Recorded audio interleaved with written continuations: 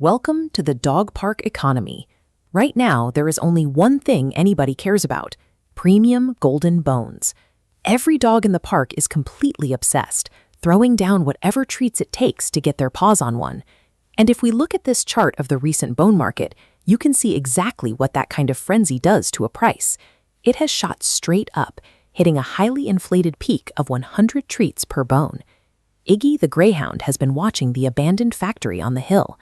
He's seen the gates being unlocked and the machinery powering up. It's scheduled to open tomorrow morning. The economic reality of this chart is about to flip. When that factory suddenly floods the park with brand new bones, the massive spike in supply is going to drag the price right back down. Iggy wants to cash in on this drop, but he has a problem. He's looking at his own empty pockets. He doesn't own a single bone to his name. Normal investing involves buying an asset when it's cheap and selling it when it's expensive. But Iggy has to find a way to do the opposite, to profit from an asset's downfall without actually owning it in the first place. To pull this off, Iggy heads over to see Duke. Duke is a massive Great Dane who operates like a broker. He sits on a giant hoard of bones all day, and because he's holding them for the long haul, he ignores daily price swings. Iggy approaches Duke with a specific proposition. He asks to borrow exactly one bone today. In exchange, he promises to return one bone by next Friday and tosses in a free belly rub as a small fee for the trouble. Duke agrees. He barely opens an eye as Iggy slides a glowing golden bone out from the massive pile and secures it in his paws. Iggy is now holding a highly valuable asset, but he has to remember his promise. He doesn't own this bone. He is bound by a strict, non-negotiable contract to return it to Duke by Friday. With the borrowed bone in hand, Iggy races straight back to the frantic dog park. He quickly spots Chewy, a hyperactive chihuahua practically vibrating with the need to buy assets right now, whatever the cost. Iggy doesn't hesitate. Instead of holding on to his newly borrowed bone, he turns around and immediately offers it up for sale to the frantic buyer. Chewy happily hands over the peak bubble price of 100 treats. Looking at Iggy's balance sheet, things seem great at first glance. The left column shows a massive influx of 100 treats in pure cash, but the right column shows what he owes: -1 bone. This is a short position. His pockets are full, but the transaction is dangerously incomplete.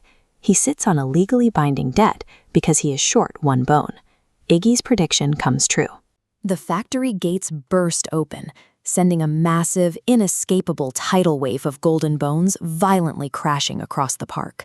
Suddenly, golden bones are everywhere. The desperate frenzy is gone, and the economic reality of oversupply sets in. The going rate for a bone plummets from 100 treats down to a mere 10. This is exactly what Iggy has been waiting for. He casually dips into a stash of 100 treats, pulls out 10, and buys a single bone at this steep new discount. This move is called the cover. He takes that brand new, cheaply bought bone and strolls right back to Duke's doghouse.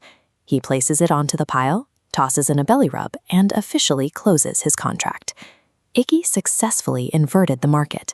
He borrowed an asset when it was expensive, sold it for 100 treats, and bought it back for 10. The debt is entirely settled, and he gets to walk away with 90 treats in pure profit. That is the perfect short sale. But let's hit rewind and go back to the exact moment right after Iggy sold that borrowed bone. What happens if his economic thesis was completely wrong?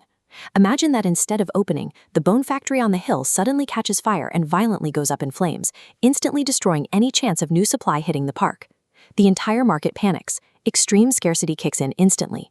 The dogs realize no new bones are coming, and the price absolutely skyrockets from 100 treats up to a staggering 1,000. Iggy is caught in a show-it squeeze. He still owes Duke a bone by Friday, and that debt doesn't care about the current market price. He is forced to become a desperate buyer in a hyperinflated market, compelled to buy a bone no matter what it costs. Do the math on this disaster. Iggy only collected 100 treats from his initial sale, but to satisfy his contract with Duke, he now has to cough up 1,000 treats. He has to drain his own savings just to cover the difference. We can see why this is so dangerous by looking at this risk comparison chart. On the left side, we have a normal long position. If you buy a regular asset and the company goes bankrupt, your loss hits a hard floor at 0. The worst thing that can happen is you lose your initial investment. But look at the right side of the chart, representing a short position. Because the price of an asset can technically rise forever, the line never stops going up. There is absolutely no ceiling to how much money a short seller can lose. Betting against the market is a mathematically inverted game. If you guess right, your profits are strictly capped by the asset hitting zero. But if the market moves against you, your risk is literally infinite.